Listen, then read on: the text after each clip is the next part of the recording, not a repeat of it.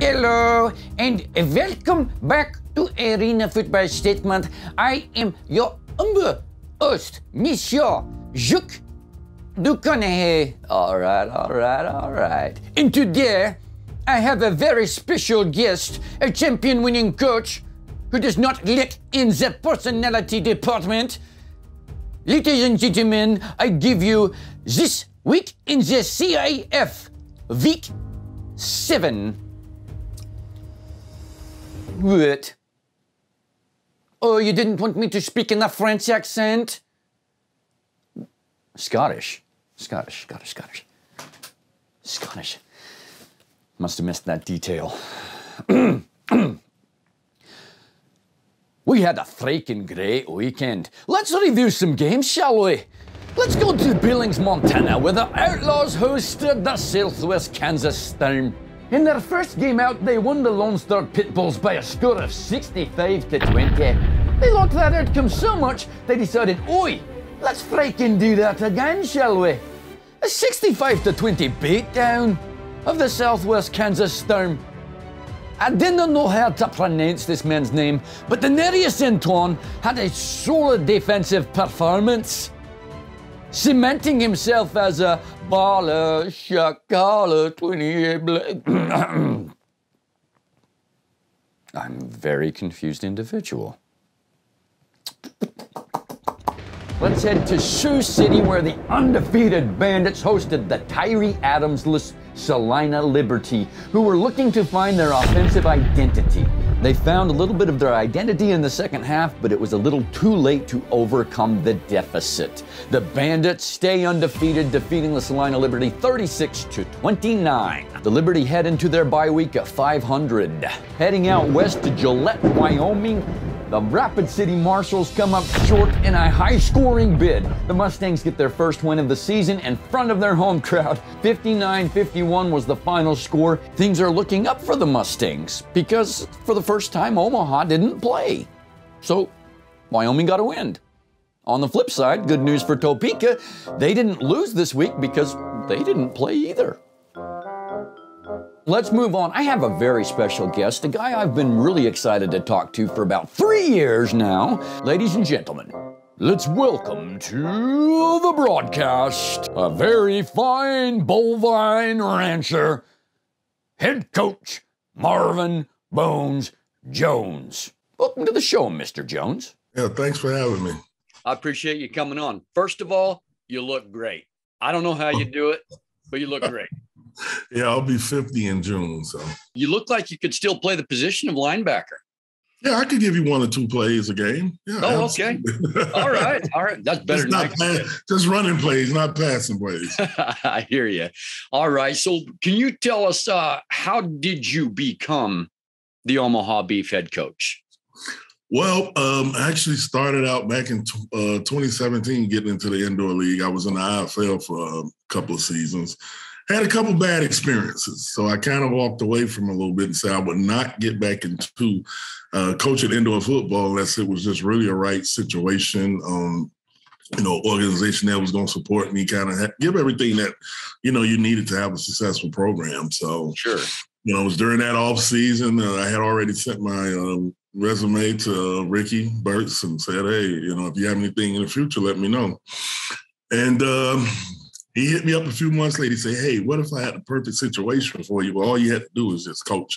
And I said, okay, well, let me know. But so I ended up coming here in Omaha. I ended up signing in 2018, but for the 2019 season as assistant head coach and defense coordinator for the 2019 season. So, and I became the interim at the 2019. So I've been the head coach ever since. So. Right on. Well, okay, that leads me to my next question, because in 2017, the Beef made it to the Champions Bowl and lost to the Texas Revolution. Since then, it's been quite a journey for the organization to get back to the bowl, but you did it last year and finally got Omaha a championship. How different does it feel defending the championship rather than chasing it? Well, you know what? It's kind of the same in some ways because You know, I have a few of the guys that were back from last year, so I do have guys that have been on the winning team, so that really helps a lot.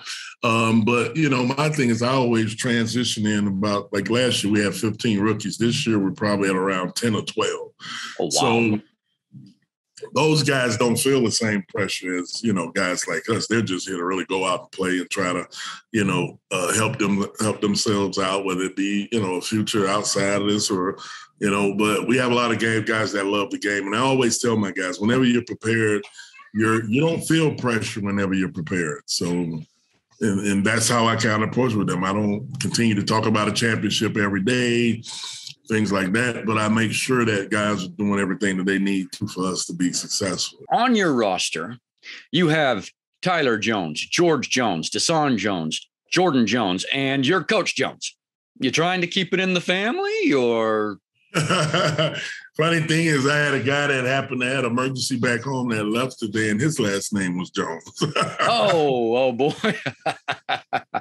No, I don't know. It's just something about the Joneses. I mean, most of us have a heart. You know what I mean? We're tough, tough-minded guys. No, I'm just kidding. I mean, I'm just trying to, you know. So, but you know, I actually spoke about that yesterday. I said, man, we got so many Jones on this team. Well, here's the real question I have for you. So do Tyler and Deshaun, George and Jordan call you Daddy? No, they just call me when they need something, but they don't call me that. Right on. Well, regardless, in the CIF, there's a whole new meaning to keeping up with the Joneses. So you're 3-1. You're not atop the standings. Do you need a linebacker? Because I know a guy. The guy that you know I don't need. Oh, you know what? Oh, come on, man. Do you want me to go try out for Salina and beat you later, huh? Oh, go ahead. Well, what about me says I can't play linebacker, okay? I am a lightning fast gazelle. I hit like a freight train, and I've got a championship pedigree, all right? You know what? You know what I am? I'm a stone cold killer. You are, and then you woke up. And then I woke up. Jones, I'll see you in the ship. Linebacker. Well, I mean, you got the pedigree built for it. I mean, you come from a long, long line of linebackers and lumberjacks. See, that lumberjacks. Eating flapjacks. Yep, I get it. Okay, moving on from the linebacker thing. Here we go. There are those who, given the fact that you have yet to beat a team with a winning record this year, think that Billings might come beat you this weekend. What's the mindset of the team? Mindset of our team is we're not worried about any other team or anything about competition. I mean, we just have to play our best game. It doesn't matter who you play. Football is a game. People are going to win. Somebody's got to lose. That's just the way it is. But as long as you go out and give everything 100% on the field, that's what matters. Who cares? I play the schedule what everybody gives me. You know, it doesn't matter. That's what the schedule says we got to do. I mean, everybody's beatable in this league. I don't think we have any undefeated teams in the league except Sioux City right now. But everybody else has got a loss on their record. So some have two. Okay, so how many fans do you anticipate coming out to watch this one this weekend? Well, I think it'll be a packed house this weekend. I think, you know, playing against Billings, being back home, I mean, we've been, you know, the way our schedule's kind of worked out. I mean, we ain't been home in, you know, probably 3 weeks or so. Quite a while, for sure. You know, the weather's getting nice. So I expect a big turnout. I mean, I'll see tonight because actually I'm in my office right now. And the band Chicago is upstairs rehearsing for their concert tonight. Oh, right on, right on. Well, there's a lot going on around there. So I'll see how that turnout is. All right. All right. Well, guys, thank you so much for joining us. His name is Marvin Jones, drafted by the Jets in 1993, currently the head coach of the Omaha Beef, and it's spelled B-E-E-F, beef, beef, beef. Woo! Absolutely. Go Thanks Beef. for joining us, Coach. Appreciate you taking the time. All right. Have a great day, sir. Thank you for hopping on the show, Mr. Jones. Very much appreciate you. Now, let's move on to some previews of Week 7. Let's start with the no longer winless Mustangs traveling to Topeka to take on the winless Tropics. I believe this one to be a very close affair, as the Mustangs will have their third head coach of the season, and if they can execute, they might have a few hula girls to give them a little dance afterwards. You know what I'm saying? Look, I'm probably gonna keep saying Topeka by 2 until they lose by less than 20. Let's move on. Heading to the slaughterhouse, where butchering is imminent. The champion Omaha Beef, led by head rancher Marvin Bones Jones, should give us the game of the week as the high-octane offensive Billings Outlaws come in guns blazing. So much smash mouth football to be had in this one. Get to Ralston Arena, because I think this is going to be such a close affair. I think it's going to be won by 1 point, and it will have all the theatrics and suspense that you would ever want to witness on a weekend. Ending with the home crowd being delighted with a 1-point victory. And last but not least, such a cliche statement. The Southwest Kansas Storm head back to Dodge City to take on the Rapid City Marshals. And while this Rapid City squad hasn't faced the Storm yet, if you gander through the history books, you'll learn real quick that Marshals have always had a hard time keeping order in Dodge City. They'll likely put up a good fight, but in the end, I see them saying, let's get out of Dodge. So there you have it. There's your previews. It's going to be an exciting week 7, so buy some tickets, bring some friends, and have a blast. It's going to be a wonderful time. Oh, my excitement is just a little too much. Because things are heating up in the CIF, and after this week, half of the teams will have played half of their games, so technically the season's almost over and we're running out of time to witness the greatness. So, if you can't make it to the game, guess what? Good for you, you can watch the games live on the CIF Network app.